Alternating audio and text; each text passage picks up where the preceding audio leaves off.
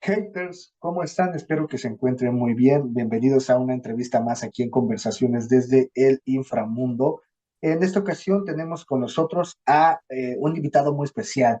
Tenemos con nosotros a John Jarvis, quien en esta ocasión se presenta con nosotros como en su rol de bajista y segunda voces de la banda Scour, una banda oriunda de Estados Unidos que se podría decir que es de black metal, aunque si a mí me preguntan, yo le diría más como un Deathened black metal, como ustedes lo quieran llamar, quienes el día 21 de febrero, ya en unos pocos días, estarán lanzando su primer álbum de estudio titulado Gold a través de Nuclear Blast Records y a través de Housecore Records. So, John, welcome to Conversation from the Underground. Thanks a lot for your time, for being here, taking the time to speak with me, and to all the haters watching this interview. How are you doing, man? Doing great. Thanks for having me. It's always a pleasure.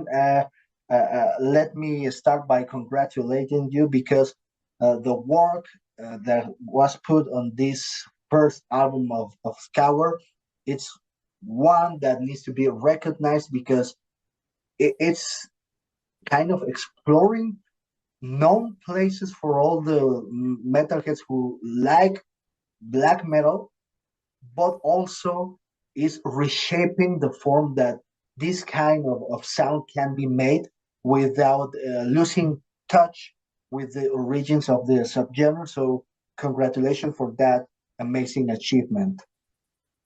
Yeah, thank you. Yeah, it's definitely extreme metal. There's no doubt about it. You know, you got the super fast drums and Yeah, blast beats, and yeah, it's got a little black metal here and there, but it's got a little death metal here and there, and some thrash and some speed. It's got pulling from everywhere we can. You know. definitely, man. I can grasp some of the influences on this record are so diverse. I mean, all of them are extreme and very powerful and aggressive, but it is all very well combined.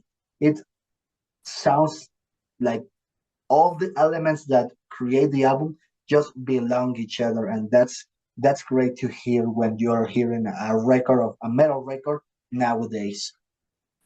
Yeah, you know, it's really because we've figured out who we are as a band, and you know, the members we've been together for a while, and we've jammed together our whole lives. Some of the members of the band, so we know our limitations, and you know, at this point, we pushed ourselves as far as we can go. You know, and that's great to say. It's like, all right, we're about as extreme as it gets. You know, because if Adam Jarvis can't play it, then there's not many drummers out there that can. Yeah, well, definitely. That's a brave thing to acknowledge and to recognize. I mean, these are my limitations. This is all I like to do. This is all I want to do. What can we do with it within these limits? And let's give it a try. That's a very brave thing to do. Yeah. Congratulations for that too. Well, it could be, especially as far as a drummer goes. I mean, you have to be an athlete to be able to play this type of stuff, and Yeah, the speed, it's a real thing. And I mean, it goes for guitar players too. Like, you can only go so fast with your, you know, I have to go different angles at some point and like loosen up the wrist to play the super fast parts for Scour. You know, so you have to do different techniques on different riffs. But the drums is just a different uh, animal. You know, you can only do so much. And for example, in the studio recording the record, he can only play so many songs a day until it's just exactly. like, all right, I can't physically do anymore. Back to it Yeah, tomorrow. You know. of course. I'm human. I'm human after all. Yeah, yeah. Great, man. Yeah, you're totally correct. And if you don't mind, let's start with the first questions that I have for you. The first question I got for you is courtesy of Matt Sutton from the band Kane. And he asked two quick questions. The first one is this one. If you were to shit your pants at work, will you stay at work or will you go home?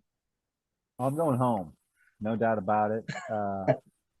Unless there's a shower and some clothing nearby, Yeah, the day will be over and I will be going home. right. And yeah, me too. Definitely me too. That's a that's pretty much Luckily that's never happened, and I hope it never does. yeah. Hopefully, man. Great. And then the next question he asked is this one. What's your favorite kind of wine? Well, I don't drink anymore, but when I did, I'd either have a Pinot Noir or a Cabernet, red wine definitely.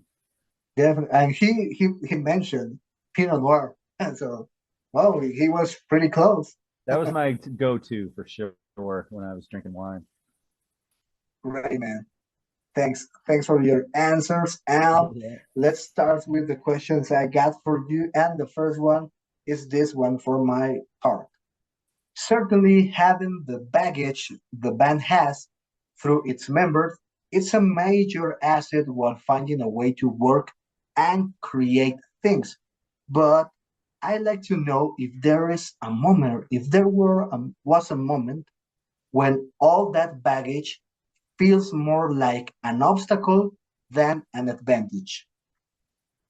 Well, I don't see any obstacles or baggage when it comes to Scour. I mean, there's a lot of technical things that you got to work through just to make a band practice happen. It takes a lot of money to get all the members of Scour in one spot.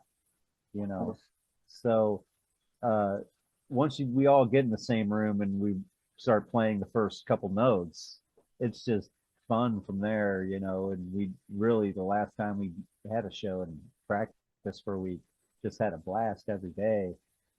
And yeah, it's the only hard parts are just trying to figure out, what time, what day can what member be here, and hopefully we're all going to be, all going to be here at the same time. The logistics of that can be a headache sometimes, but really it's pretty simple because you just got to kind of go down the line and say, all right, so we got an offer for November. Let's see if is Down and Pantera playing in November, and then you see if Misery Index is playing, and then you see if Pig Destroyer is playing, and no one's playing. Then it's like, well, maybe we can. So that's the only obstacles I would say we really have to go through is trying to see if the other members are busy or not. Yeah, basically the schedule, man. Right. Yeah. That's great because normally I think many people will hear from a band member like you're in such this type of band that maybe egos, stuff like that will get in the way. But hearing that you're such good friends and have such a good dynamics going on that doesn't even pops out your mind whenever you hear this kind of questions. That's great. Yeah, and it's really goes back to us being in bands our whole lives together. And of course, Adam's my cousin. We've been playing since I Yeah, was 8 years old.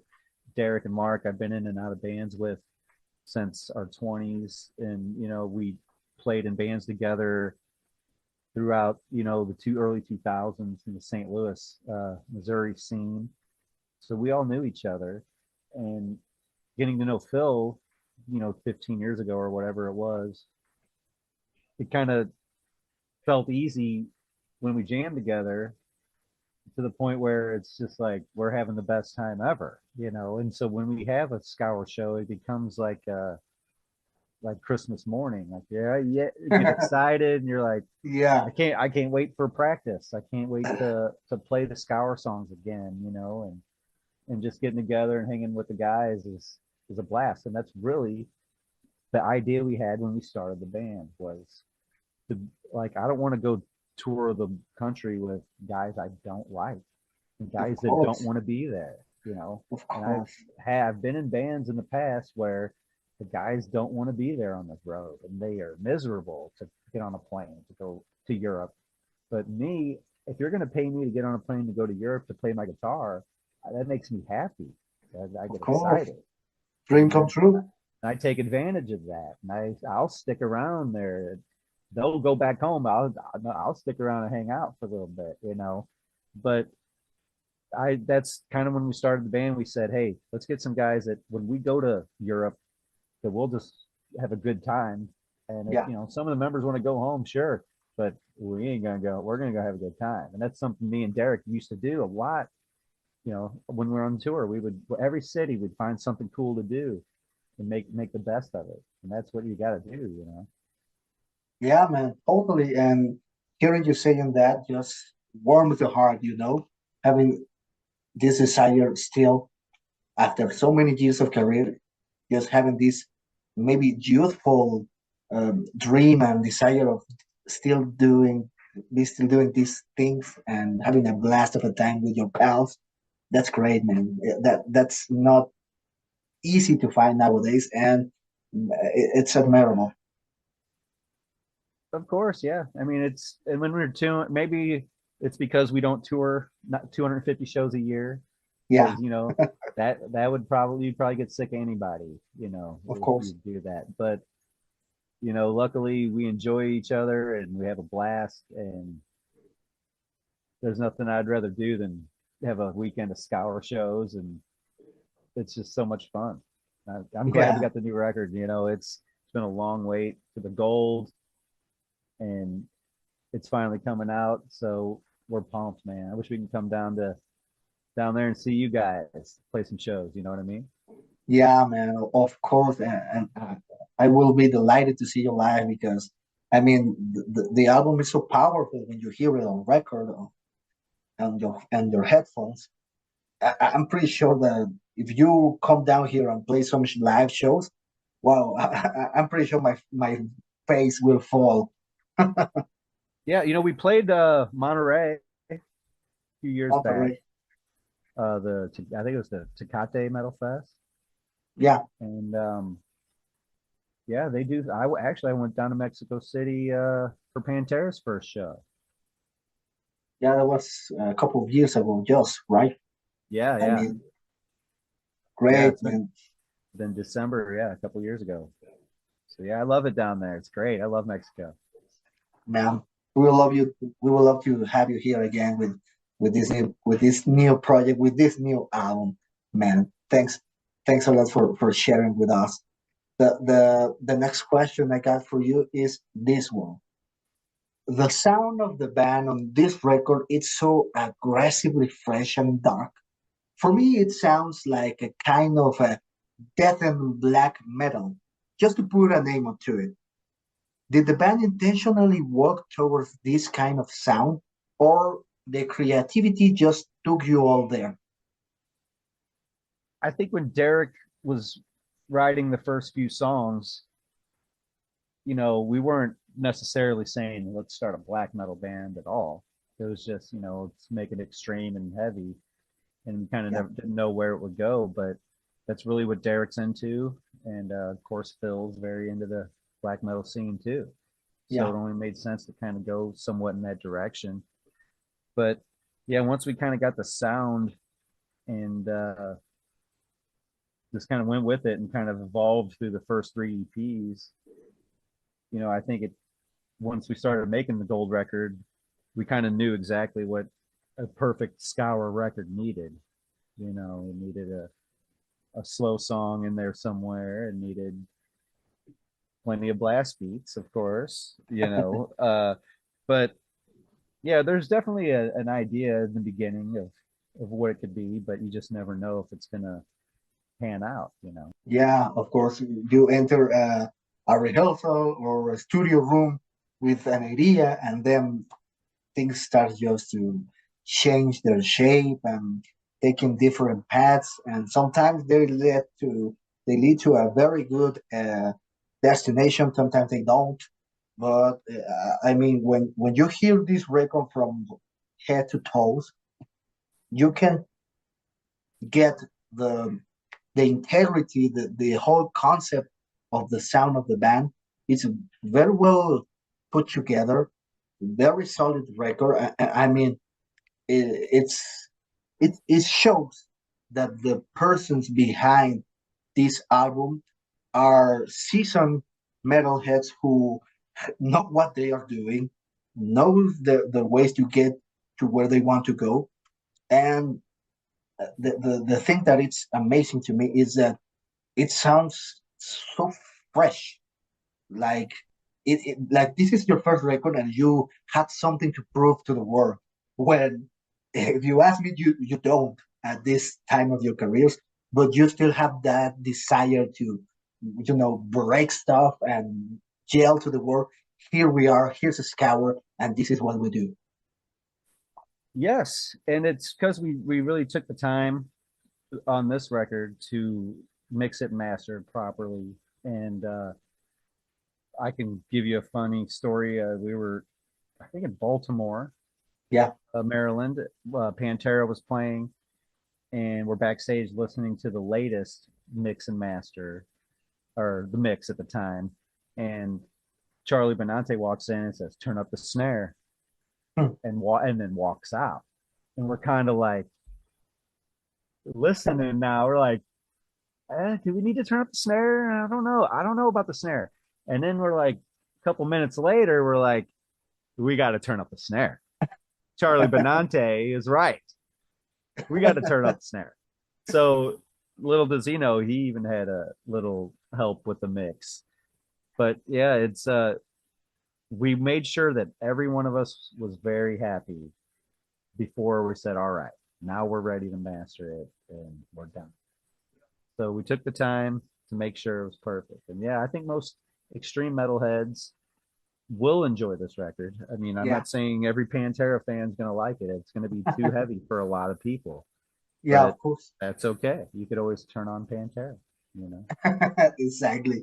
I mean, obviously, not a single record is for everyone, but I'm Right. pretty sure all the fans of extreme music will benefit from hearing this new album Gold, because I mean, there's a lot of in there for everyone. I mean, if you love black, death, even groove, crossover, post, there's elements of so many subgenres put in this record, well put together, and it all sounds amazing. That's great. I mean, I really enjoyed the record the first time I heard, and the consecutive times I heard the record, it was all the same. I was finding some new layers and then a new layer, and I enjoyed them all.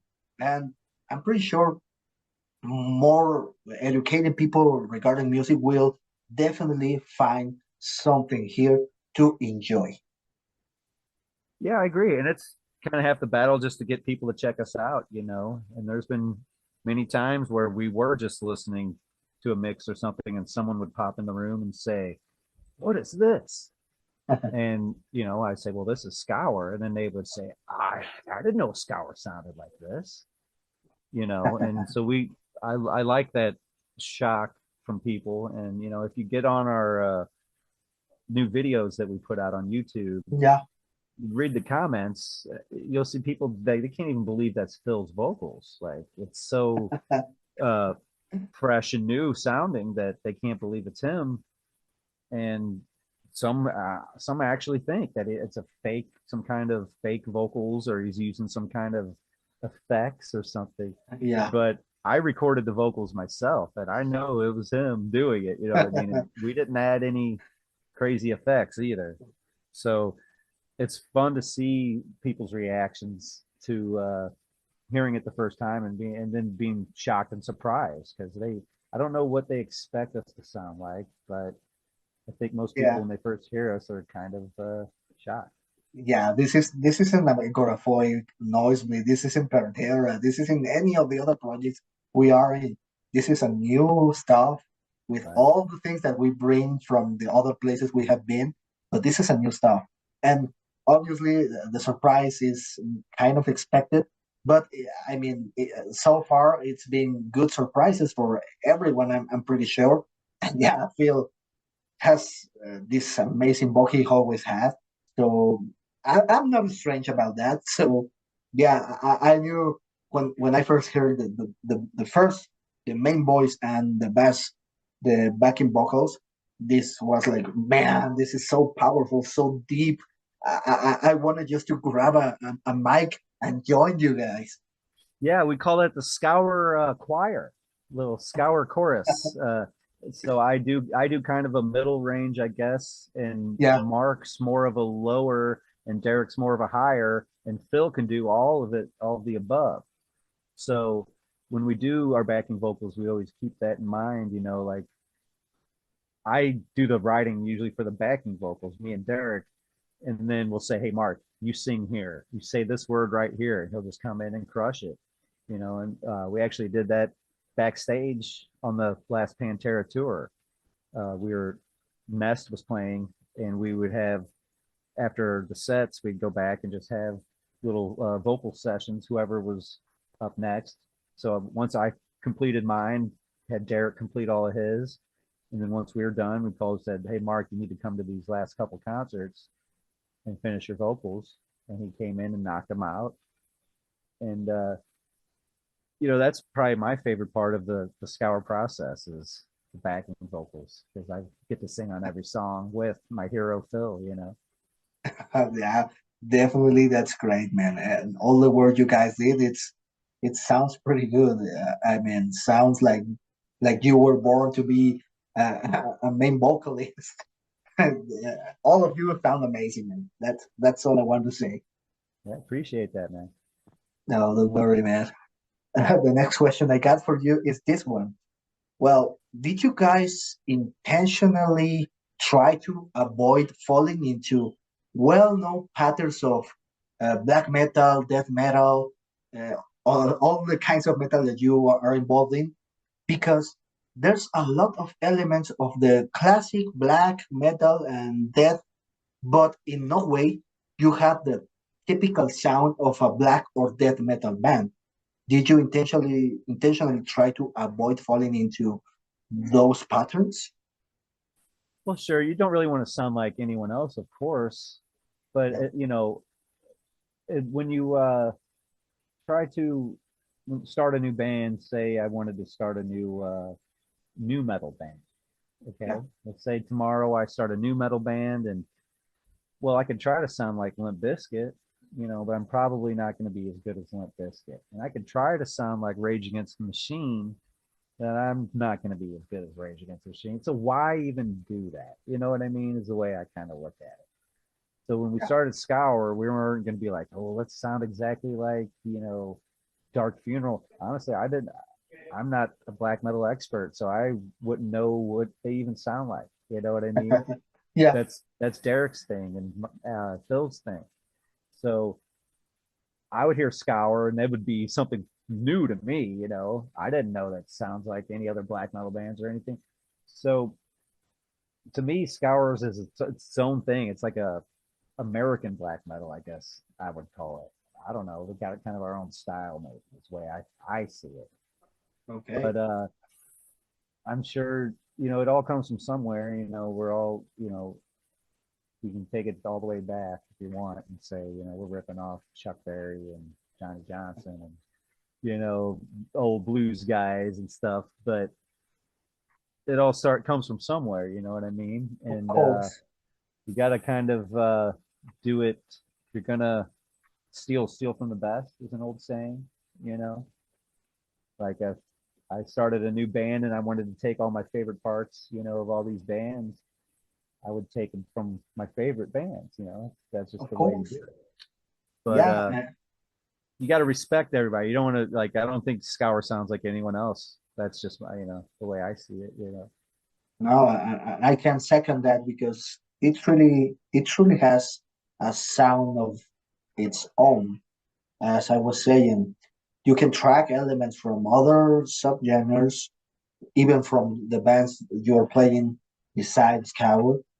But in the end, it's an unique sound, and it's all Scour sound, uh, with obviously influences and things that obviously you guys like to do more on a record. But the fact that it doesn't fall with a single category speaks loudly about the vast resources and talent that's behind all that uh, has created the basis for this project. Yeah, I appreciate that, and that's really the goal, to kind of have your own path and have your own sound, and like ACDC, for example. I mean, ACDC can put out a new record next week and popping on, I bet within 10 seconds I'd say, you know what, that sounds like ACDC. They got their sound Of course, and they yeah, stick with it, and it works, and I love it. So, well, if it's not broke, don't fix it. You know what I yeah, mean? man. Yeah, I completely concur with that. Yeah, totally. Thanks, man. The last question I got for you is this one. Where does, in your case, of course, where does the ferocity for this album come from? Because the execution of your instrument and, well, your voice on the backing vocals is so powerful, so ferocious, that this kind of ferocity has to come from somewhere in specific, if you ask me. So, would you mind to tell me where does it come from? Well, maybe it's just trying to push each other and impress each other. Just the guys in the band. When I do a backing vocal, I want Derek to say, oh yeah, that's the one, and I want Phil to say, turn that up, And actually, he did at one point. He during the mixing, he said, "Can you turn up Jajay's vocals?" And I was like, I wanted to say that, you know what I mean? But you can't, like, turn my vocals up, turn up my bass too while you're at it. Yeah, of That's what I want to say, but you can't. You gotta do what's best for the sound. course. But that's what you want to do. You want to kind of impress your buddies, and that's kind of what we did. Like I said, we took Adam took the drums to the point of, all right, that's as fast as a human being can really go at this point. You know what I mean? And Yeah, and, and make it through a whole song. You know what I mean? You might be able yeah, to go like that for a few seconds, but talk to me in 2 minutes. You know what I mean? So yeah. And I yeah, I mean, think that what about the yeah, rest of the songs? right. Yeah, that's the thing. It's like it's shocking to me that he's able to play a whole set like that. And Yeah, he'll say like we had a set, for example, for the last show. And the last day of practice, he said, "You know what? We got to change the set. Like the beginning is just too fast. I got to be able to warm up to make it to that level." And I was like, well, maybe you should, 20 minutes, go backstage and start playing, and then yeah, come to the stage. And they're like, no, that ain't gonna work. So we have to change the set to be able to physically play the set. And that's when like we're really pushing the boundaries here. It's like of course. how Yeah, heavy and fast can a band can actually get, you know what I mean? But yeah, it's been a blast, and I'm really proud of the Scour Gold album, and not much more to be said, man. Just very, very proud of it.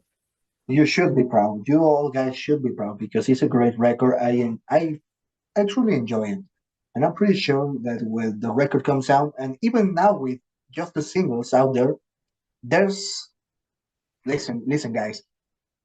What you hear in the singles that are out there, look for them on Spotify and YouTube. That's what you will get from this album: brutality, aggressiveness, speed, brute force.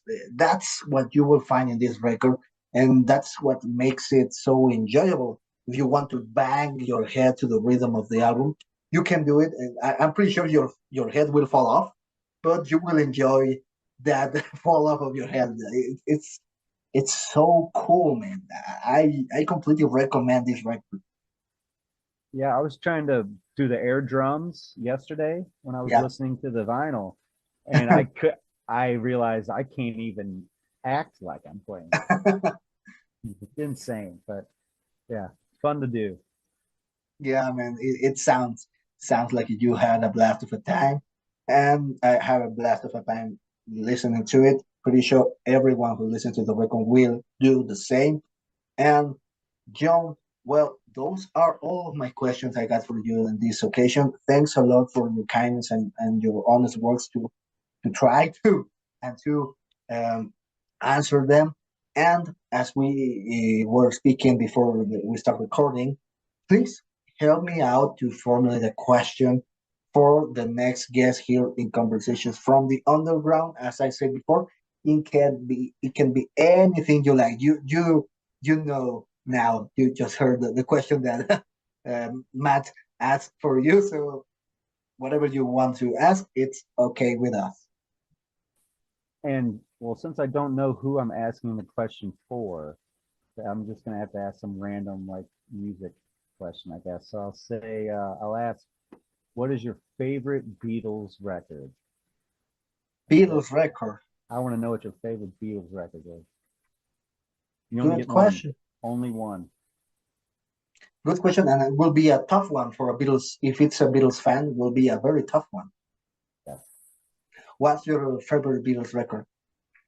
Well, it changes all the time, but I think right now I'm really liking the Magical Mystery Tour, Pool on the Hill, and Strawberry Fields and Penny Lane, and just great songs. Great, man. Great. I will definitely. I'm not a Beatles fan, but I will definitely give it another listen to that album. I have heard them, but not as I should. Check it out. Yeah, man, definitely will do.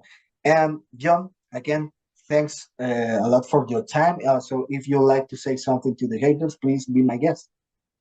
Haters, please check out the Gold album. Go for the Gold, Scour Boys, February 21st. Yeah, man, definitely. Thanks a lot, John. And let me say goodbye to the haters. Haters, eso es todo lo que tenemos en esta entrevista con John Jarvis, integrante, bajista y también vocalista de la banda Scour.